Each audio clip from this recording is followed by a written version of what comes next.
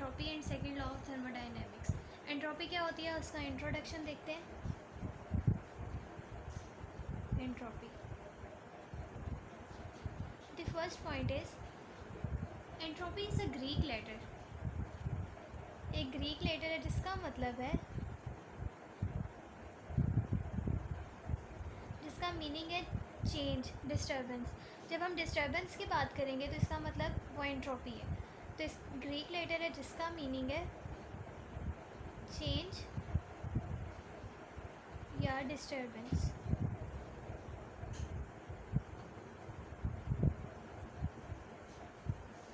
Second point कि entropy जो है वो डिक्रीज़ भी हो सकती है, एंट्रोपी इंक्रीज़ भी हो सकती है।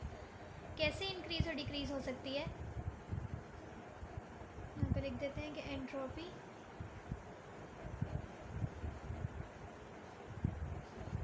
में डिक्रीज़ और इंक्रीज़, ये कंडीशन पे डिपेंड करता है। अगर आप जब आप किसी भी सिस्टम को हीट प्रोवाइड करोगे, हीट प्रोवाइड करने से क्या होगा, डिस्टर्बेंस बढ़ेगी, और डिस्टर्बेंस बढ़ेगी तो डिस्टर्बेंस किस चीज़ का नेम है, डिस्टर्बेंस एंट्रोपी होती है। तो अगर इसमें डिस्टर्बेंस बढ़ रही है हीट प्रोवाइड करने से, तो इसका मतलब कि उसकी एंट्रोपी बढ़ रही है। और अगर किसी सिस्टम से हम हीट निकाल रहे हैं तो डिस्टर्बेंस कम हो रही है, इसका मतलब कि एंट्रोपी कम हो रही है। तो हीट प्रोवाइड करने से एंट्रोपी इंक्रीज़ करेगी और हीट ले लेने से एंट्रोपी डिक्रीज़ करेगी। तो ये इंक्रीज़ और डिक्रीज़ इस तरह से करती है। थर्ड पॉइंट है कि entropy is a state function, it is a state function.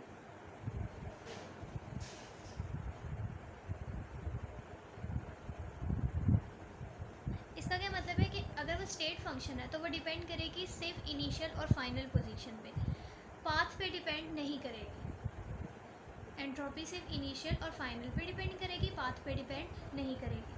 Fourth point है कि हम कोई भी एब्सोलूट वैल्यू, कोई एक एब्सोलूट वैल्यू हम एंट्रोपी की नहीं बता सकते।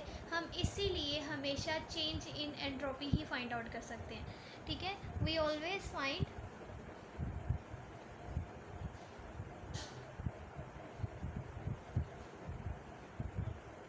Change in entropy. हम कभी भी एंट्रोपी नहीं फाइंड आउट कर सकते क्योंकि उसकी हमें एब्सोलूट वैल्यू नहीं पता होती है। हम हमेशा change in entropy find out कर सकते हैं। जैसे हम इंटरनल एनर्जी कभी फाइंड आउट नहीं कर सकते, हम हमेशा change in internal energy find out करते हैं। इसी तरह एंट्रोपी में भी change in entropy find out किया जाता है। चेंज इन एंट्रोपी, अब एंट्रोपी की बात खत्म, चेंज इन एंट्रोपी पे आ गए। फिफ्थ पॉइंट, हम चेंज इन एंट्रोपी को किस चीज़ से रिप्रेजेंट करते हैं, हम चेंज इन एंट्रोपी को represented by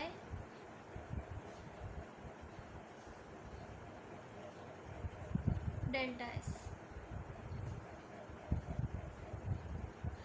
उसके बाद एक पॉइंट ये है, six point,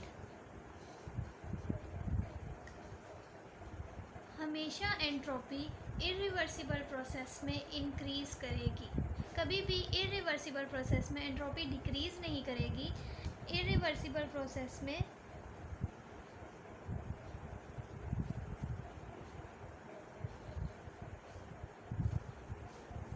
entropy always increase.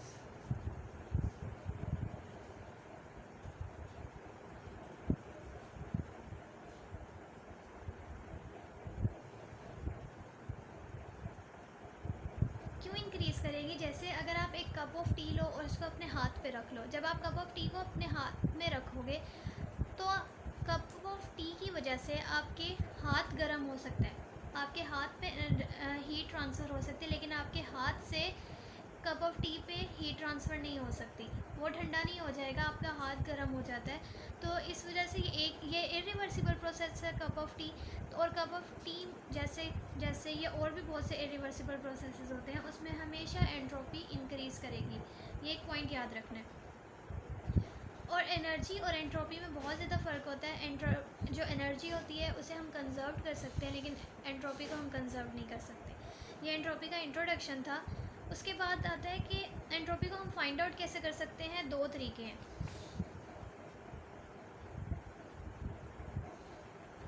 To ways to find entropy. और वो दो तरीके कौन से हैं? फर्स्ट पॉइंट है बाय टेम्परेचर और बाय गेन और लॉस ऑफ एनर्जी।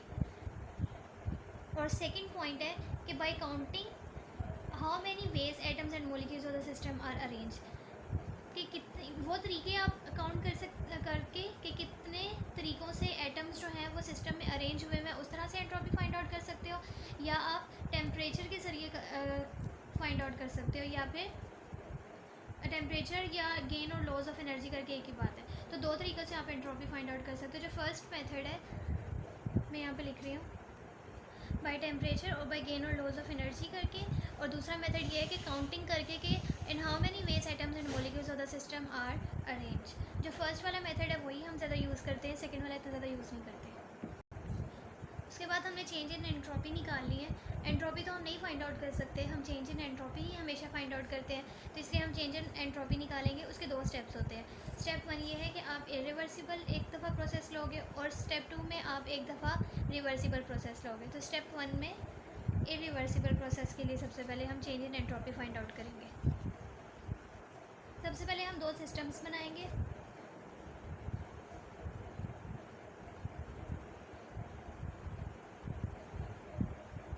और यहाँ पे हम एक कोर लगा देंगे।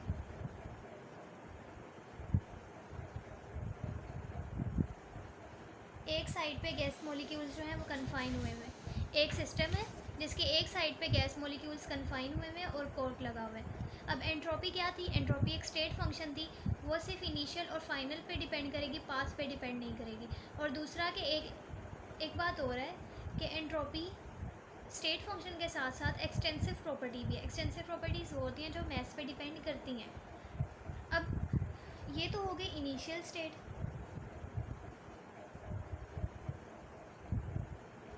इसकी फाइनल स्टेट क्या होगी? जब हम कोर्क को हटा देंगे, कोर्क को खोल देंगे,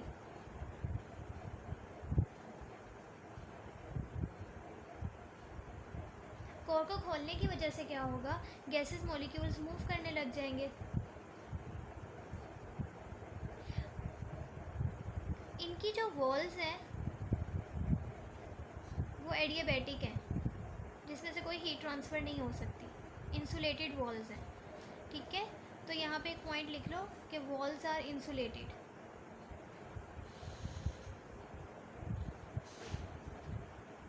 इंसुलेटेड है तो कोई भी हीट ट्रांसफ़र नहीं होगी, हीट कांस्टेंट रहेगी। ये जो एक्सपेंशन है ये आपके पास क्या है? फ्री एक्सपेंशन है, क्योंकि गैस मॉलिक्यूल्स मूव की हैं तो ये एक्सपेंशन क्या होगी? ये फ्री एक्सपेंशन होगी। फ्री एक्सपेंशन है तो यहाँ लिखो कि एक्सपेंशन जो है वो फ्री है, और फ्री एक्सपेंशन की वजह से क्या होगा? जो प्रेशर और वॉल्यूम किस तरह वेरी कर रहा होगा वो हमें नहीं पता। फ्री एक्सपेंशन में प्रेशर और वॉल्यूम को हमने नहीं फाइंड आउट करना, वो किस तरह से वेरी कर रहा है उस चीज़ से वो हमें नहीं पता। अब हमने निकालना था चेंज इन एंट्रोपी। तो चेंज इन एंट्रोपी इक्वल होता है फाइनल माइनस इनिशियल एंट्रोपी के, ठीक है। एंट्रोपी में होता क्या है? हीट, चेंज इन हीट आता है, और इसकी इंटीग्रेशन लेंगे तो फाइनल और इनिशियल ले ली। अब आप लोग ये सोच रहे होंगे कि अगर ये इंसुलेटेड है तो इसमें से तो हीट ट्रांसफ़र ही नहीं हुई। अगर हीट ट्रांसफ़र नहीं हुई तो हीट कांस्टेंट है, और अगर हीट कांस्टेंट है तो यहाँ पे हीट की वैल्यू जो है वो ज़ीरो हो जाएगी, और इक्वेशन जो है वो पूरी ज़ीरो हो जानी चाहिए। आप लोग ये सोच रहे होंगे कि ज़ीरो हो जाएगी टर्म और इक्वेशन जो होगी वो पूरी ज़ीरो हो जाएगी, लेकिन ऐसा नहीं होता। हम बात कर रहे हैं इरिवर्सिबल प्रोसेस की। इरिवर्सिबल प्रोसेस में हम ऐसा होगा कि होना चाहिए था कि ज़ीरो हो जाती, लेकिन इरिवर्सिबल प्रोसेस की कंडीशन क्या थी? इरिवर्सिबल प्रोसेस की कि इसमें एंट्रोपी हमेशा इंक्रीज़ करेगी। यही कंडीशन थी ना, एंट्रोपी ऑलवेज increases in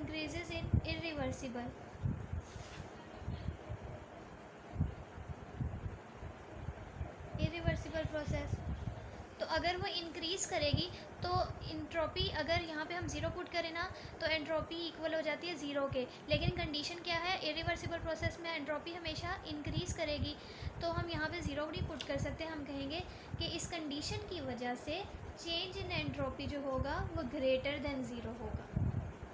ठीक है, इसलिए हम ये ज़ीरो पुट नहीं करेंगे, ये कंडीशन साथ लिखनी है कि इस कंडीशन की वजह से इरिवर्सिबल प्रोसेस की कंडीशन ये थी कि उसमें एंट्रोपी हमेशा इंक्रीज़ करती है, तो हम change in entropy irreversible case में ग्रेटर देन ज़ीरो होता है, ये इसका प्रूफ है।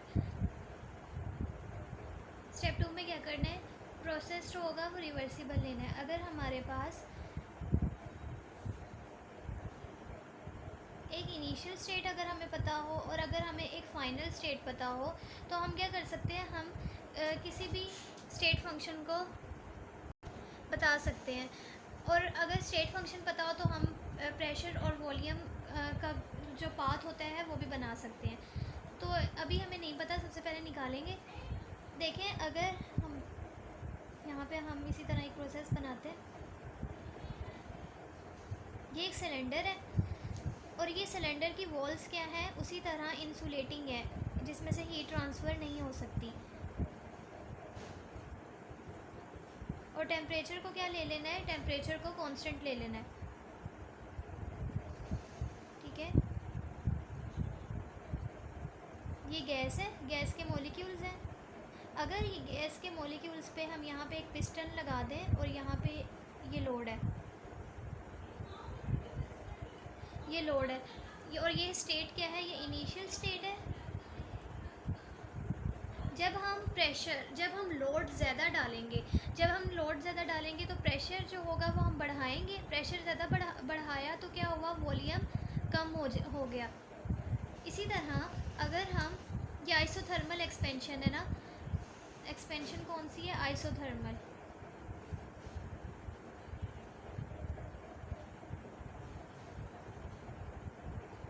इसलिए आइसोथर्मल है तो सिर्फ टेम्परेचर कांस्टेंट होगा, प्रेशर और वॉल्यूम का था। पिछली वाली क्या थी, पिछली वाली फ्री एक्सपेंशन थी, इसलिए उसमें प्रेशर और वॉल्यूम नहीं लिया था। रिवर्सिबल के केस में अब ये इसकी फिर से एक सिलेंडर लेंगे फाइनल स्टेट के लिए, इसका भी टेम्परेचर क्या है, कांस्टेंट। और इस वाले में फाइनल स्टेट में लोड को कम कर देंगे। जब हमने लोड हटा दिया, सिर्फ पिस्टन है, तो वॉल्यूम जो होगा वो बढ़ जाएगा। ये इस केस में था। इस केस में क्या होगा, जब हमने प्रेशर को कम किया तो वॉल्यूम बढ़ गया। इस तरह से अगर हमें इनिशियल और फाइनल स्टेट पता हो तो हम प्रेशर और वॉल्यूम के एक कर्व बना सकते हैं। अब इस सिस्टम की खुद भी कोई ना कोई हीट होगी ना, जो ये सिस्टम था इसके अंदर खुद भी कोई ना कोई हीट होगी। तो अगर हम कहें कि वो हीट जो है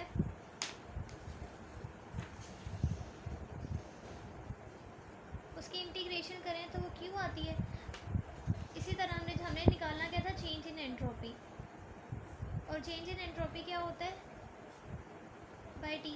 अब ये क्यों लिखा है, क्योंकि ये क्यू जो होगा वो इस सिस्टम की अपनी, क्योंकि इस सिस्टम में चेंज इन हीट को तो कोई आ ही नहीं रहा, वो तो ज़ीरो होगा। लेकिन इस सिस्टम की खुद भी कोई ना कोई हीट थी, तो हमने कहा कि इस सिस्टम की जो हीट थी वो क्यू थी, तो इसकी वैल्यू लिखी। तो चेंज इन एंट्रोपी किसके इक्वल आया, क्यू बाय टी के। ये चेंज इन एंट्रोपी जो है, जो क्यू बाई टी आया है, ये फॉर रिवर्सिबल प्रोसेस के लिए। इरिवर्सिबल प्रोसेस के लिए ग्रेटर देन ज़ीरो था, और इसके लिए रिवर्सिबल के लिए ये वाला चेंज आएगा। अगर टेम्परेचर को कांस्टेंट रखें, लेकिन लोड कम ज़्यादा करने की वजह से थोड़ा चेंज इन टेम्परेचर अगर आ रहा है, अगर थोड़ा सा चेंज इन टेम्परेचर आए लोड को कम ज़्यादा करने की वजह से, तो उस चेंज इन टेम्परेचर को इस इक्वेशन में कैसे लिखोगे आप, फिर एवरेज लोगे। ठीक है, in case of change in temperature,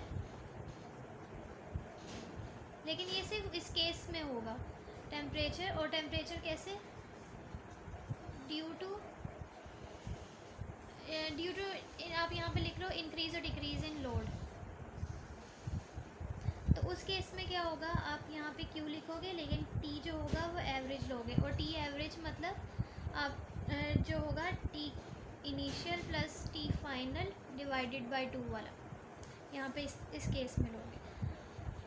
उसके बाद हम निकालते हैं कि यूनिट ऑफ एंट्रोपी क्या है। एंट्रोपी का यूनिट क्या है, एंट्रोपी आया क्या है आपके पास, ये आया है। अब इसका यूनिट आप कैसे निकाल सकते हो, मैं यहाँ लिख देती हूँ यूनिट है। यूनिट कैसे निकाल सकते हैं, इसका यूनिट तो होगा हीट है, तो अच्छा ये तो हो गया वर्क का जूल और टेम्परेचर का केल्विन, और हम इसको इस तरह भी लिख सकते हैं किलो कैलोरीज पर केल्विन। ये किलो कैलोरीज है और ये per kelvin. Entropy as a state function, वो तो हो गया। एंट्रोपी को हमने रिवर्सिबल प्रोसेस और इरिवर्सिबल प्रोसेस के ज़रिए निकाला। थर्ड स्टेप क्या है, वो स्टेप्स अलहदा थे, ये वाला स्टेप आपने वैसे ही करना है। स्टेप 3 अगर आ जाए कि entropy as a state function,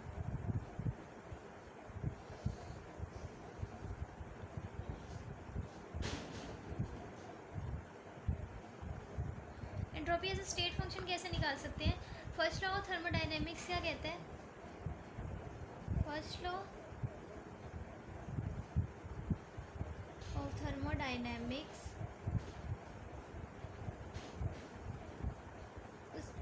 वो होता है कि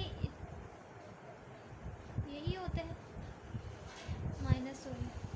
माइनस टी डब्ल्यू। अब यहाँ से अगर मैं डी क्यू की वैल्यू निकालूँ,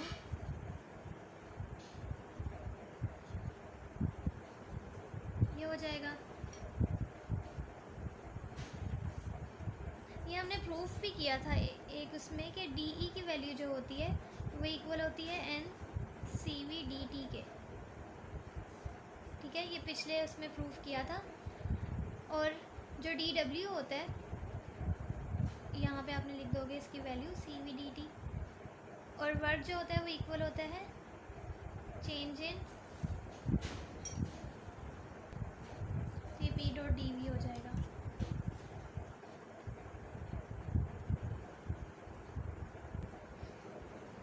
D Q is equals to N C V D T, इसकी वैल्यू भी डालेंगे, ये भी प्रूफ की हुई है, N R T D V by, यहाँ पे वी होता है लेकिन मैं इस तरह से लिख रही हूँ, इसके नीचे वी होता है,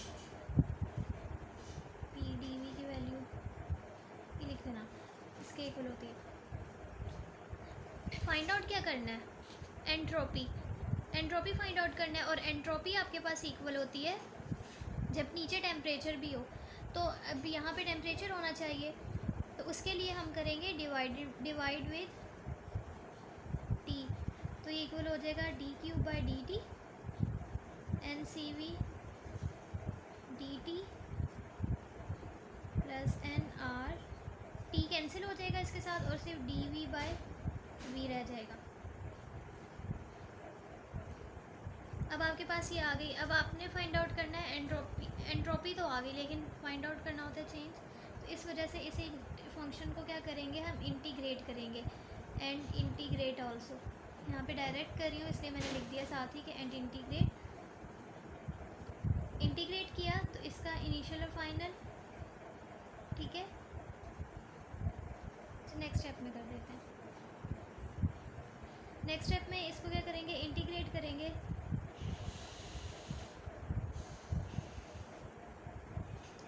N C V D T by T plus N R D V by we,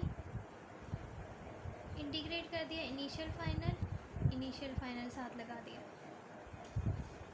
अब क्या करना है, कांस्टेंट टर्म को अलहदा कर देंगे,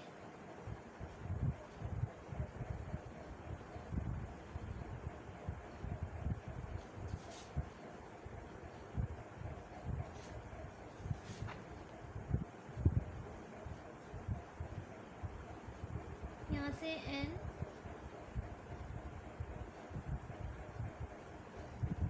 और सी वी, पीछे रह गया D T by T initial final plus N R final initial D V by we.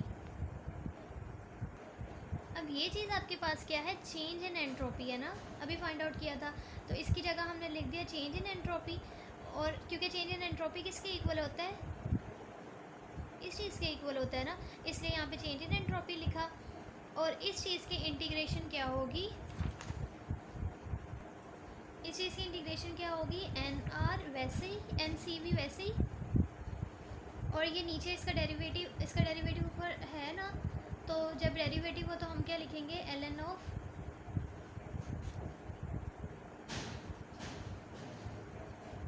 T F T I, ये हो जाएगा plus N R L N of यहाँ पे वी एफ वी आई। ये इक्वेशन जो है, ये entropy as a state function, ये एंट्रोपी हमें शो करवाती है कि ये इक्वेशन हमें शो करवाती है कि एंट्रोपी से फाइनल और इनिशियल पे डिपेंड करती है। तो अगर क्वेश्चन आए कि entropy as a state function, तो उसकी पूरी ये वाली डेरिवेशन होगी। एंट्रोपी और सेकंड लॉ ऑफ थर्मोडायनेमिक्स, सबसे पहले हमने बताया कि एंट्रोपी होता क्या है। एंट्रोपी कहा कि एक ग्रीक लेटर है जिसका मतलब होता है चेंज या डिस्टर्बेंस। एंट्रोपी डिक्रीज़ भी हो सकती है, इंक्रीज़ भी हो सकती है। स्टेट फंक्शन है हमेशा एंट्रोपी, इरिवर्सिबल केस में हमेशा एंट्रोपी इंक्रीज़ होगी, ये बताया। हम change in entropy find out कर सकते हैं, एंट्रोपी फाइंड आउट नहीं कर सकते। दो तरीके से एंट्रोपी फाइंड आउट हो सकती है, टेम्परेचर के ज़रिए या गेन और लॉस ऑफ एनर्जी के ज़रिए। यही काम हमने किया। और दूसरा ये कि कितने, हाउ मेनी, इन काउंटिंग करके कि how many ways atoms and molecules of the system are arrange, इस तरह से एंट्रोपी कैलकुलेट कर सकते हैं। दूसरा हमने बताया कि हम एंट्रोपी फाइंड आउट की हमने एक इरिवर्सिबल प्रोसेस लेके, ठीक है। ये अलग अलग क्वेश्चन आ सकते हैं कि एंट्रोपी इरिवर्सिबल केस में क्या होती है, रिवर्सिबल में क्या होती है, और एंट्रोपी की इक्वेशन बताएं जब entropy as a state function हो। तो तीनों हमने बना ली। जब हमने इरिवर्सिबल प्रोसेस लिया तो उसमें एक इनिशियल स्टेट ली और उसकी वॉल्स जो थी वो क्या थी, एडियाबेटिक थी, इंसुलेटिंग थी, जिसमें से हीट ट्रांसफ़र नहीं हो सकती, इसकी इनिशियल स्टेट थी। कोर को हटाया तो मॉलिक्यूल्स ने मूव किया, एक्सपेंशन फ्री थी, जिसमें से वॉल्यूम और प्रेशर का हमें नहीं पता था, और वॉल्स जो ठीक है, और कोर को हटाया तो मॉलिक्यूल्स मूव किए। फिर हमने चेंज इन एंट्रोपी निकाली। चेंज इन एंट्रोपी इस तरीके से निकल सकती है, और इस तरीके से अगर हमने कहा कि अगर हम यहाँ पे हीट को ज़ीरो पुट नहीं करेंगे, क्योंकि ये कंडीशन थी कि इस केस में, इरिवर्सिबल केस में हमेशा एंट्रोपी जो होगी वो ग्रेटर देन, ऑलवेज़ इंक्रीज़ करती है, तो हमने कहा कि ग्रेटर देन ज़ीरो है। फिर दूसरा केस क्या था, रिवर्सिबल केस लिया। रिवर्सिबल केस में हमने पिस्टन्स को मूव करवाया, उसकी वजह से वॉल्यूम कम ज़्यादा हुआ और प्रेशर, ठीक है, और उनके ग्राफ की वजह से हमें उसका ग्राफ मिल सकता था। फिर यहाँ पे लिखा और D Q by D T same उसी तरह निकाली, और कहा कि अगर सिस्टम की अपनी भी कोई ना कोई हीट होगी, और उसकी हीट को हमने क्यू लिखा, और अगर कम ज़्यादा करने की वजह से टेम्परेचर में डिफरेंस आ रहा था, तो फिर उस केस में हम टी एवरेज लेंगे। फिर हमने यूनिट निकाला कि एंट्रोपी का यूनिट ये होता है। स्टेप 3 में हमने एंट्रोपी को as a state function drive किया। स्टेट फंक्शन कैसे ड्राइव कर सकते हैं, फर्स्ट लॉ ऑफ थर्मोडायनेमिक्स की इक्वेशन लिखी, ये हम प्रूव कर चुके थे। वैल्यूज़ याद रखनी है, ये वैल्यूज़ डाली और सिंपल हमने इंटीग्रेशन की और हमारे पास वैल्यू आ गई।